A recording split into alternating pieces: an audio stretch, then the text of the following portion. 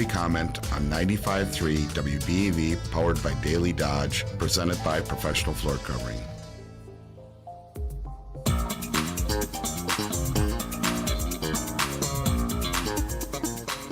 And welcome to Community Comment here on 95.3 WBEV. I'm Jake Hayes, and we are going to get rolling on the action here in just a moment. First, I wanted to remind you we are presented by Professional Floor Covering. And let me boost myself up there again. We are presented by Professional Floor Covering and Abbey Design Center at 713 Park Avenue in Beaver Dam. Visit their website, proflr.com. They're locally owned. Randy and his team are here to help you design the perfect space with over 1,000 samples of carpet, LVP, hardwood tile, area rugs, and window finishings. It's so much more than floors. It's a wide selection of kitchen and bathroom countertops, cabinets, tile, shower inserts, and more. And well, folks, we've had some decent weather. It doesn't hurt to get that lawn trimmed one more time, and who knows, maybe we'll even have time for more this year. But nevertheless, you can take advantage of Pro Edge sharpening located inside Professional Floor Covering and make sure your lawnmowers are set for the rest of this season and, of course, next year. Always helps to work ahead on that. They offer a full-service blade sharpening shop. They sharpen blades of all kinds. If it has an edge, they will sharpen it. Saw blades, drill bits, hole saws, knives, scissors, chipper blades, ag blades, and almost anything with an edge. Just call 920-887-8341. And now, without further ado, we will send it to the Daily Dodge TV studios with Terry Bell for today's Community Comment. Thank you so much, Jake. And our guest today is Waupun Fire Chief B.J. DeMaa. And with the weather turning colder, as Jake was just mentioning, we have plenty to talk about, I'm sure. If you'd like to join in the conversation, you can give us a call or a text at 920-887-9595, or you can call our studio line at 885-4446. B.J. DeMaa, thanks for being with us today. Always good to be here. It appears late fall, early winter weather is with us now, and that means people are starting up their furnaces, their fireplaces, their space heaters, and there's a right way and a wrong way. Yeah, I think especially, as we talk about fireplaces, pellet stoves actually fall into that category as well. It's usually not quite as simple as just throwing logs in the fireplace or adding pellets. It's important that you make sure that those systems are in good condition before they get fired up for the first time. Is that something a person could do themselves, or should they hire a professional to come and look? Yeah, I think, depending on your experience, we would always suggest or recommend a professional coming in to do it. Most of the time, they're equipped with the proper equipment, not only to be able to do a cleaning, but to be able to, maybe it's dropping a camera, down the flue, especially as we talk about fireplaces, to make sure there's no cracks, anything that would allow the, fire to get in an area that you don't want it. They're able to make sure everything's clean, the damper's in good condition, all of those things that are going to result in a safe heating season for folks. Absolutely. There are annual furnace and chimney inspections. Is that something your department does? And is that mandatory? How does that all happen? Yeah, no, so it's nothing that we do. Most of the time, if we get called, it's because something unfortunate did happen. But yeah, there's a lot of services out there that will do that. A lot of your HVAC companies, they'll come out, usually more than willing to give your furnace a once over, make sure everything, the burner is working properly.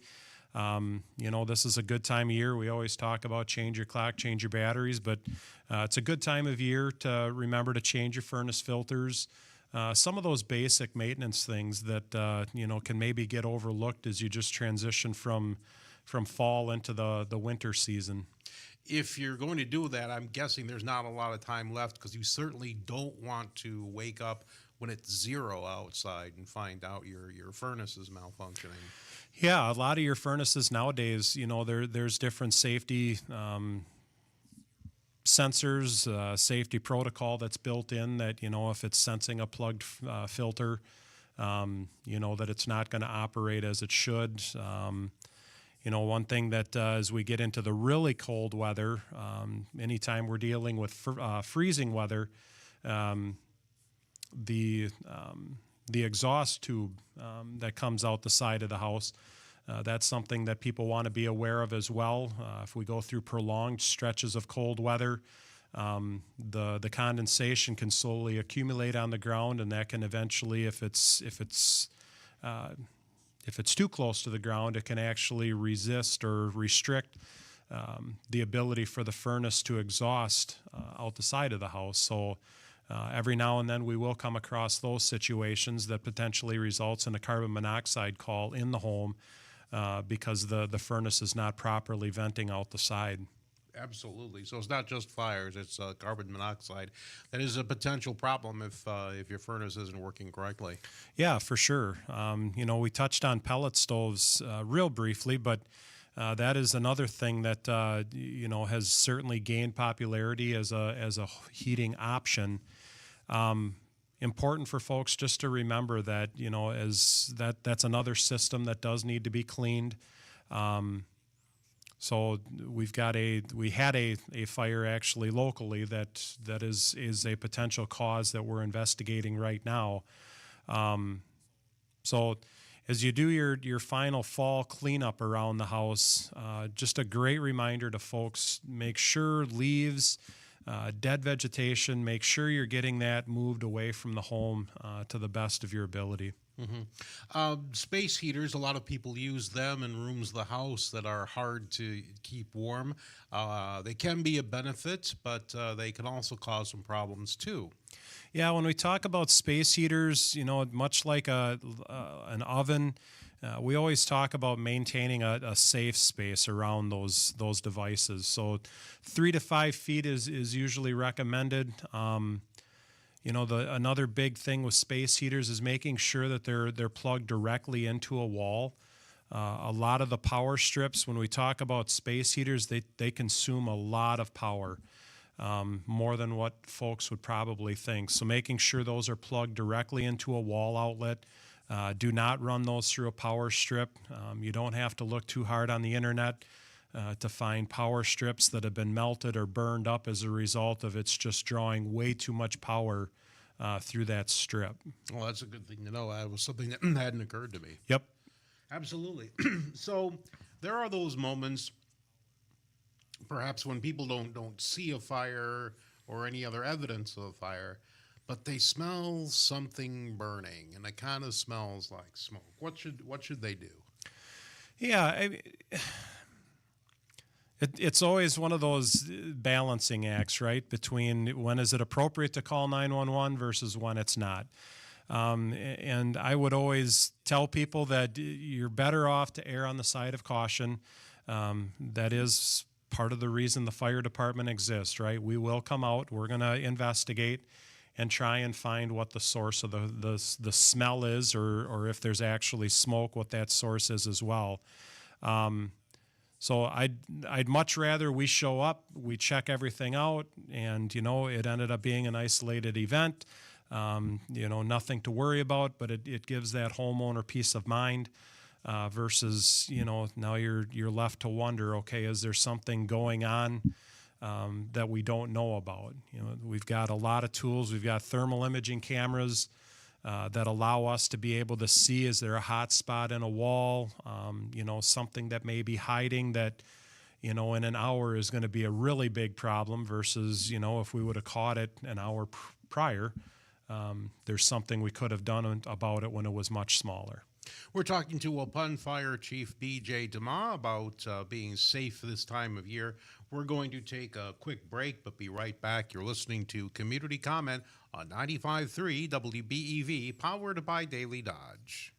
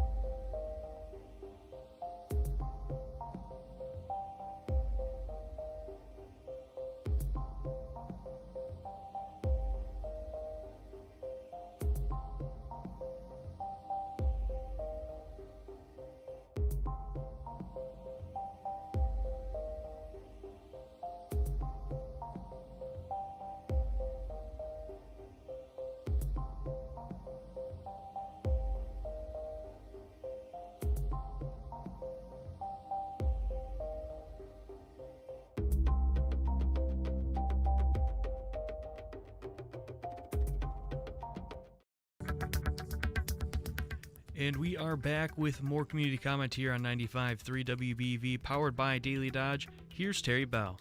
Thank you very much, Jake. We're talking to BJ DeMaa. He's the fire chief in Waupun. And we're talking about staying safe as we get ready for winter. A lot of things that come up this time of year that might start a fire. So let's not start a fire in the first place and get in the prevention frame of mind.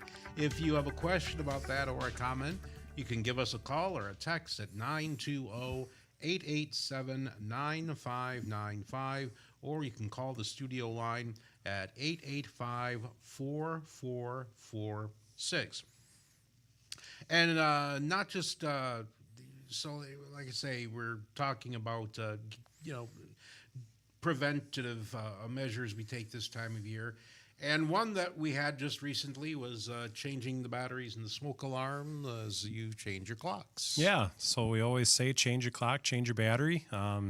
If you haven't done that already, now is a great time to do that.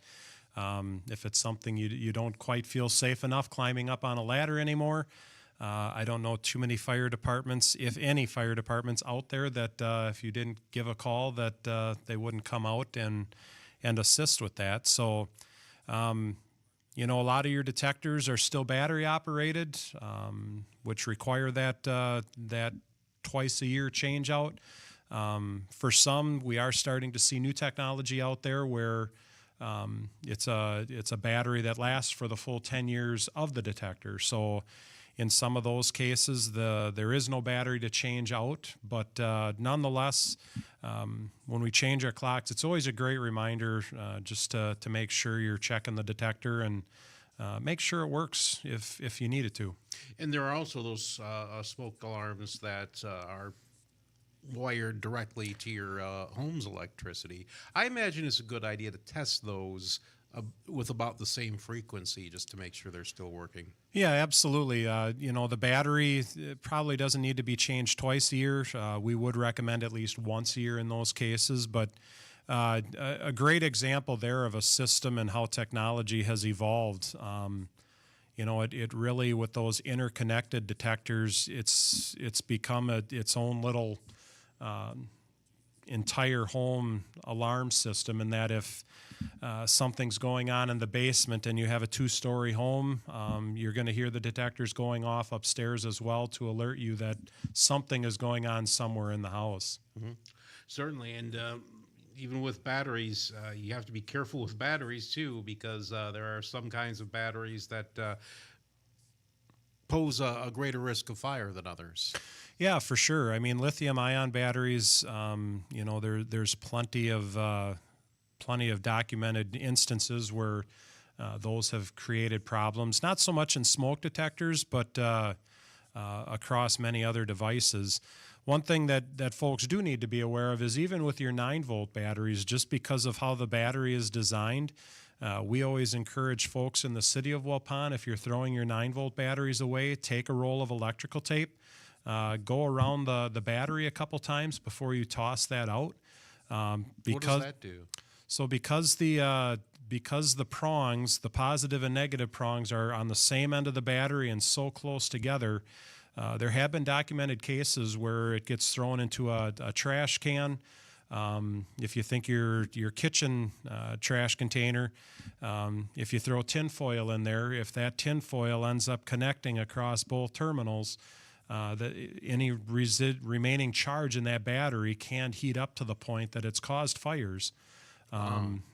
So that's always a safe practice that we talk to our folks about when they're throwing away their 9-volt batteries.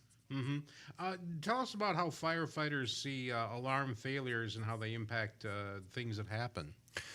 Yeah, I think we continue to come across enough situations every year that let's say it's a house fire.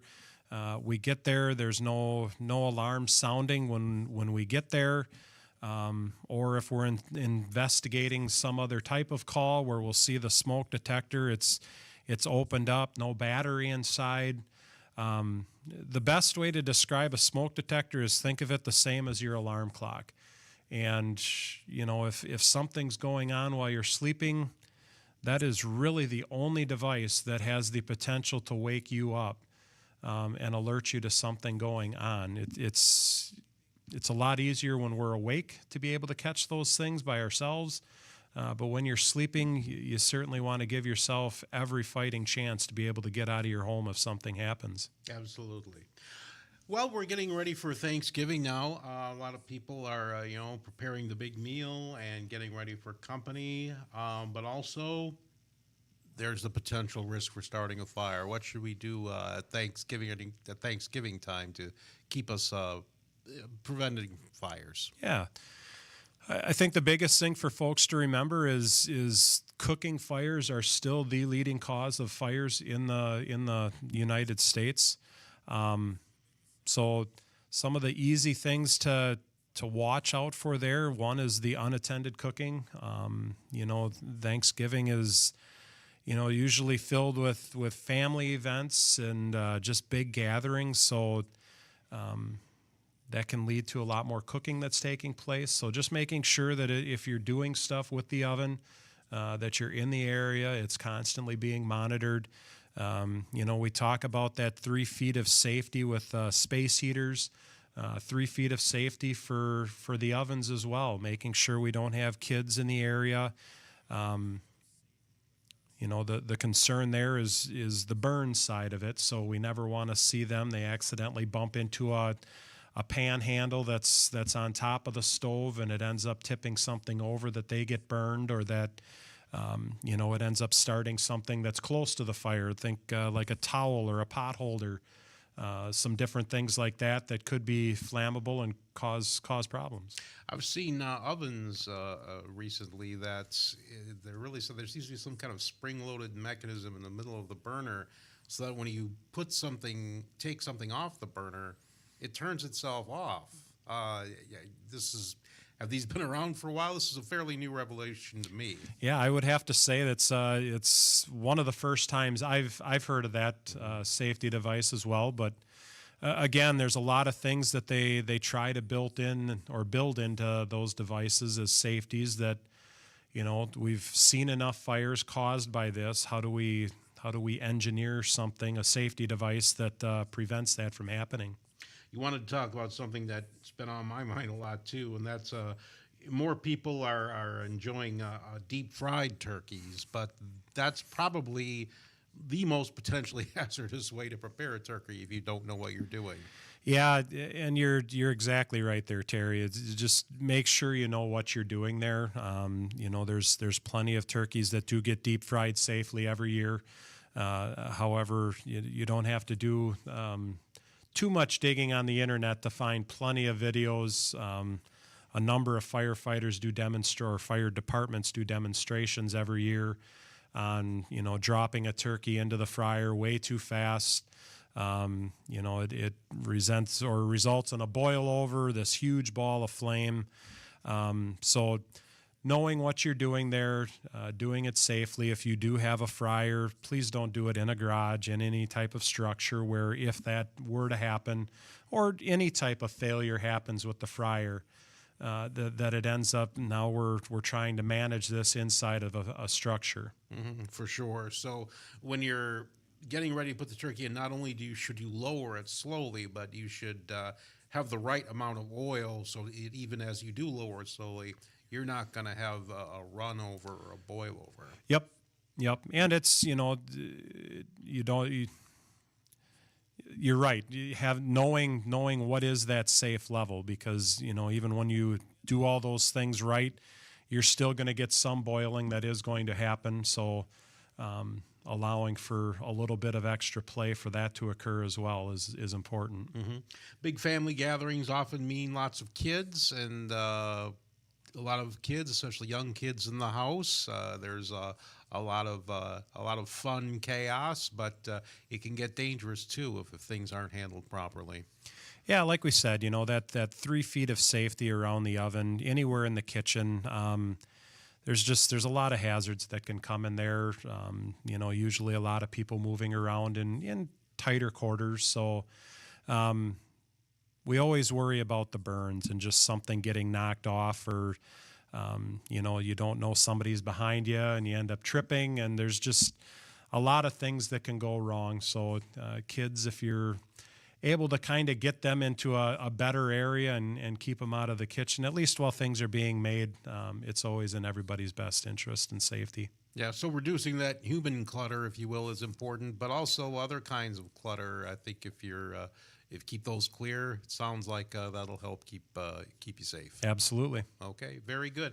We're going to take a break for the news and be right back. You're listening to Community Comment on 95.3 WBEV, powered by Daily Dodge.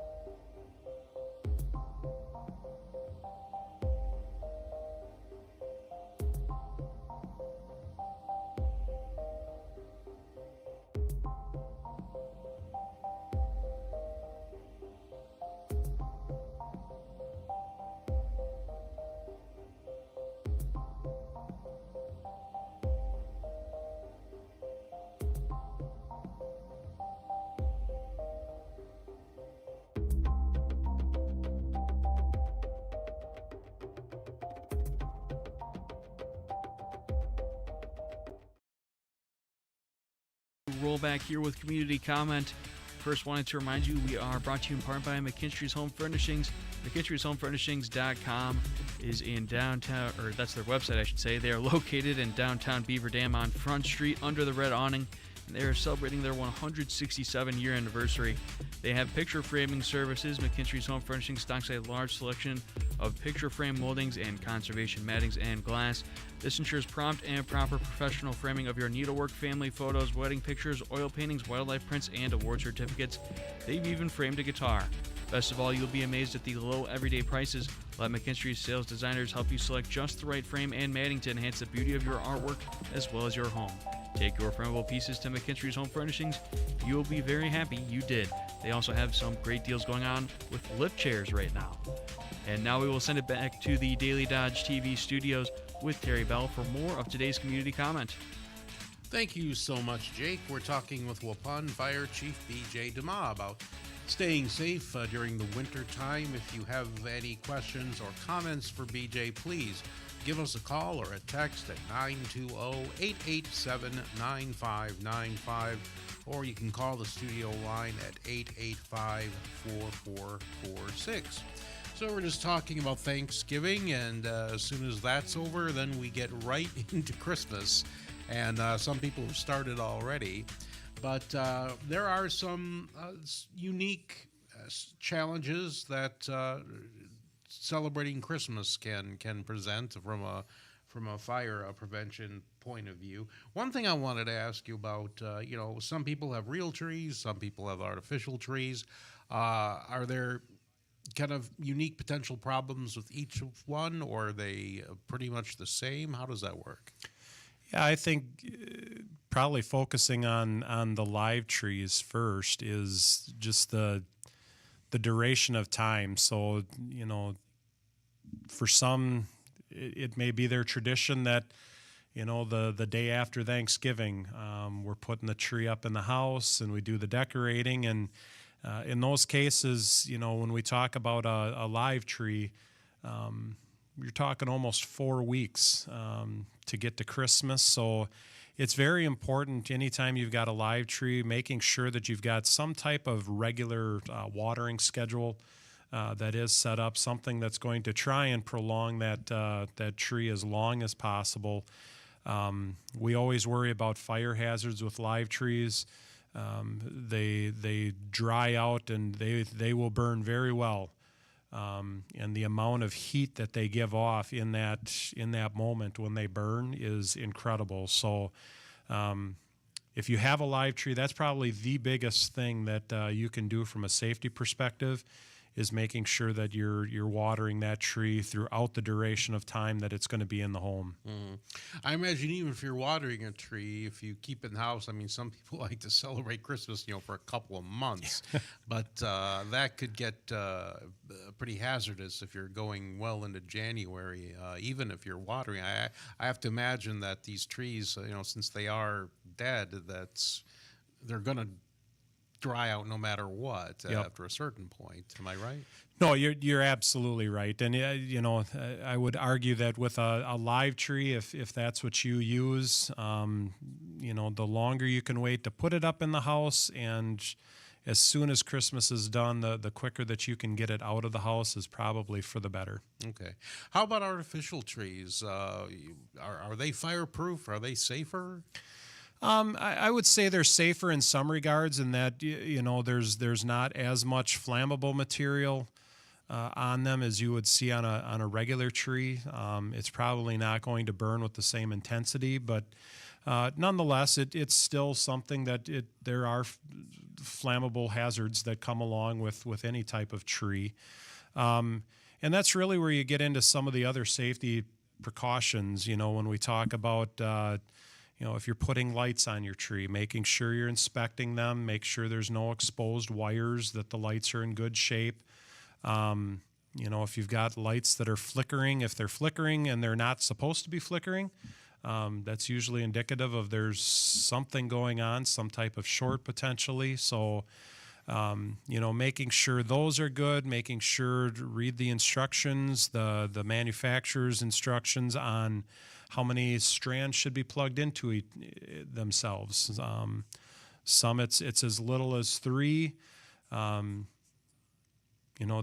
movie I always watch that I chuckle to this day is National Lampoon's Christmas, where you walk out to the garage and there's like 30 light strands that are all plugged into themselves. It just, you chuckle, but yet you know, maybe not to that degree. It does happen. So just know what the recommendations are, and don't overload outlets or plug too many strands into themselves. A lot of people like candles. They probably don't put them in Christmas trees like they did a long time ago, but there are still a lot of decorating with candles that happens, and you have to be careful about that. Yeah, candles, again, present their own issue. We treat those much like we would, unattended cooking. If you're going to burn candles, make sure you set a reminder to somehow remind yourself that if you're going to leave a room, that you blow that candle out. Again, know what's around the candle. Even if you are going to be present in the room, don't have flammable things in the immediate area. We always talk about that 3 feet of safety. It's no different with candles as well. Make sure that nothing combustible is in that 3-foot area. There's a lot of other options out there. There's heaters where you can just set the scented wax in a bowl, and that heater will melt the wax. You can get the exact same effect without that open flame that can present the problem. And if you like the look of a flame, I'm seeing more and more all kinds of battery-operated candles that have a pretty convincing flickering light. Yeah, they give you that ambiance of, you've got a candle burning there without the same danger of, again, that open flame. Yeah, especially if you put one of those like in a glass container, you can barely tell that you're looking at something artificial. It's kind of cool. Yes, we would certainly recommend those versus just burning the candle. Yeah. What kind of other kind of common mistakes do firefighters see during the Christmas season? Yeah, I think a lot of it's on the electrical side. So, we talked about overloading plugins. We talked about overloading the actual Christmas lights. Extension cords. A lot of your extension cords, especially those that you're going to use in a house, they're not designed for a lot of power, or at least power usage. So making sure extension cords are not overloaded. Something to keep in mind as well as when you're using an extension cord, making sure that it doesn't get covered up. They need to be able to breathe and really get rid of heat. So, if you're running an extension cord underneath a rug, those are all things that can impede the use and really cause it to overheat and cause problems for you. One thought that just popped into my mind, when families unwrap presents, if there happens to be a wood-burning fireplace in the home, a popular way to kind of dispose of the wrapping paper is to put it in the fireplace. Do you necessarily recommend that? I don't, and simply because that's really not what the fire places are designed to be used for. There's plenty of other ways to get rid of wrapping paper. Burning it in a fireplace in your home is not one that I would recommend. Okay, that's fair enough. Anything else kind of focused on the Christmas celebration that we should share with our listeners? No, I guess the one thing that I would call attention to that we'll be doing in the city of Waupun is a Breakfast with Santa event. Oh, excellent. Yeah, so that's going to take place on Saturday, December 13, from 8:30 to 11 at the Rock Golf Club in the city of Waupun. So families will be able to come out, grab some breakfast at between 9:30 and 9:45. Santa will be making an appearance, and kids will be able to tell Santa and also write Santa a letter. Santa will write them back, but be able to share what's on their wish list for Christmas. Well, that sounds like a lot of fun. And that's December 13th? December 13, yep. Excellent. From 8:30 to 11. Very good. We need to take one more break, but we'll be right back. You're listening to Community Comment on 95.3 WBEV, powered by Daily Dodge.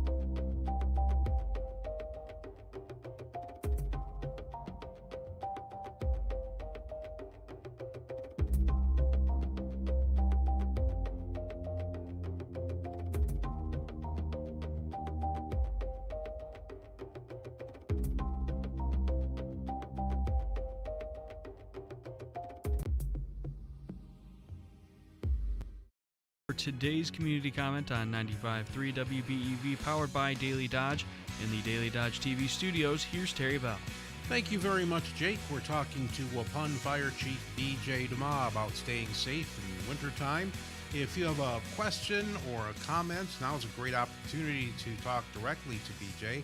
Our phone number you can call or text is 920-887-9595. You can call us directly at the studio at 885-4446. Boy, we haven't even really talked about getting ready for big snowstorms and that kind of thing that could happen during the winter. So, what can a person do to get ready to keep themselves warm if they have to without possibly starting a fire? Yeah, I think one of the things that we always think about first is, just winter driving, and always a good reminder. It seems like it takes a snowfall or two for folks to be reminded of, maybe we can't drive quite as, I don't know if aggressive is the right word, but there's just some additional time we need to allow ourselves when we're out commuting.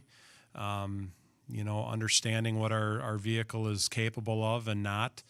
But there's safety kits and things that we should make sure before we get into those situations that we do have in our cars, so that if for whatever reason we're stalled or we're going to be stuck for a period of time, that we're set up to take care of ourselves. Certainly. So what should a person have in their car in case they slide off the road? Yeah, so we always talk, spare hat, gloves, making sure, even if you don't want to wear your jacket in the car, make sure you're at least bringing a jacket. That's something I seem to have to remind my daughters of quite frequently this time of year, but, at least have it in the vehicle. The hot hands is something that it never hurts to have a fresh set of those packets. Yeah. You see them in convenience stores. Those Yep. work pretty well. Yeah, they do, and especially if you're stuck somewhere and you're going to be there for a period of time in freezing weather, it is something that can help keep toes and fingers warm until help can arrive. I have to imagine the advent of cell phones has been great for helping people in these jams. Yeah, for sure. Being able to call and get help now. Again, in a bigger event, that help still may be a period of time away. So you just want to make sure you're setting yourself up for being able to take care of yourself. That even if it's an hour, in 0-degree weather, an hour having zero access to heat can be a long time. Goodness, I hope nothing like this happens. But you see a video of people who are stuck on the freeway during a big snow event, and how important it is to stay in your vehicle because people are coming up on the jam and are braking with not enough time to brake, and things get ugly quickly.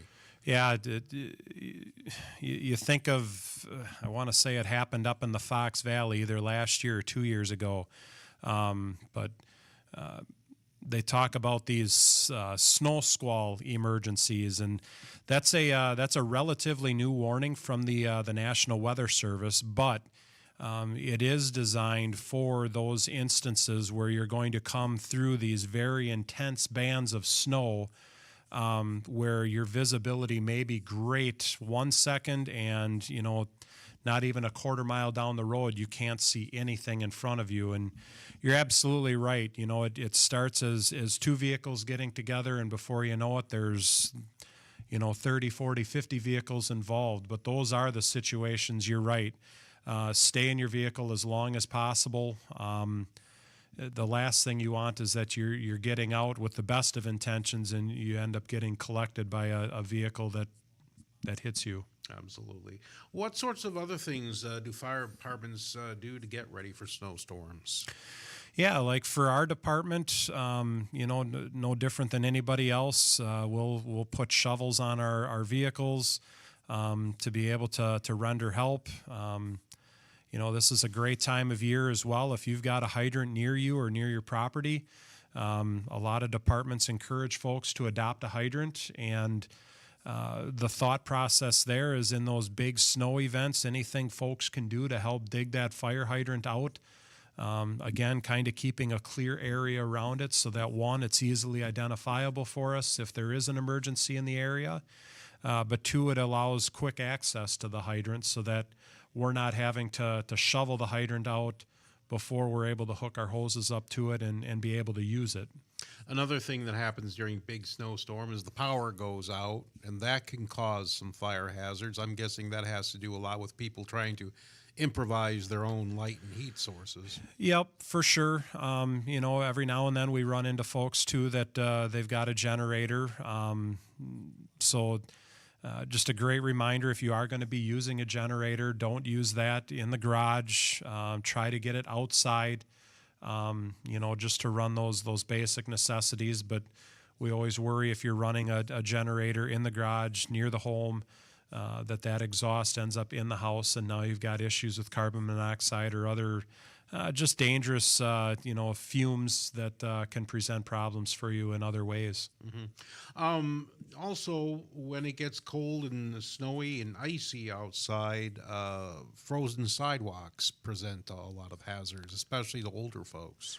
Yeah, so having salt available, putting salt down on the driveway, the sidewalks, anywhere that you may be traveling more frequently.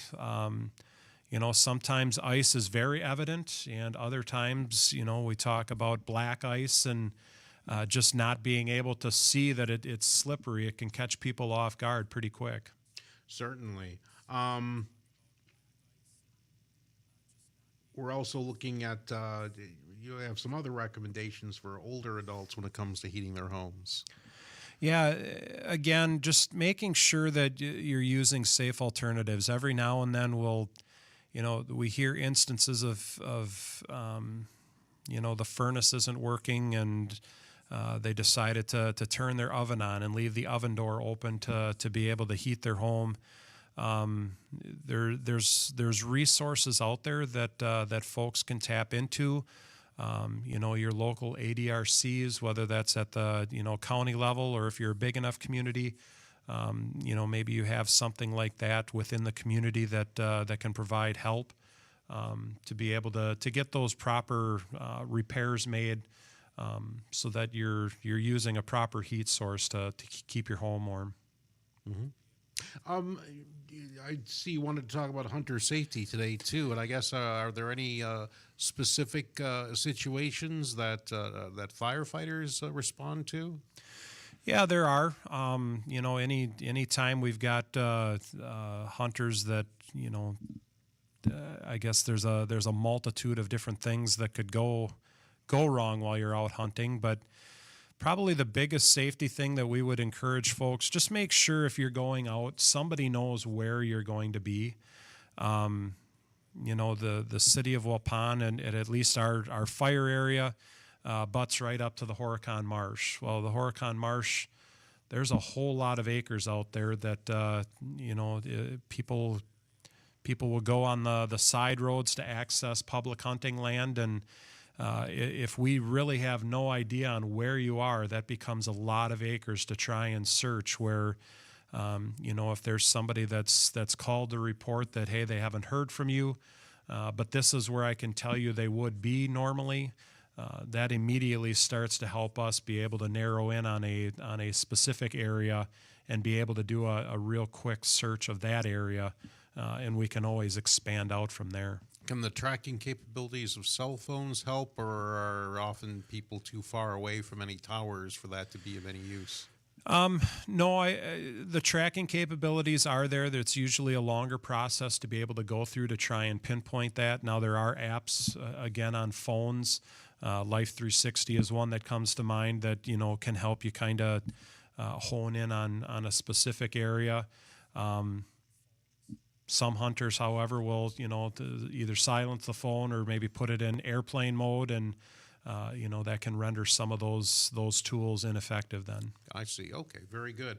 I'm afraid we're out of time. The hour flew by really quickly. It was time well spent. Yeah. BJ DeMaa is the fire chief in Waupun. We want to thank you for being with us, and we want to thank you for listening to Community Comment on 95.3 WBEV, powered by Daily Dodge.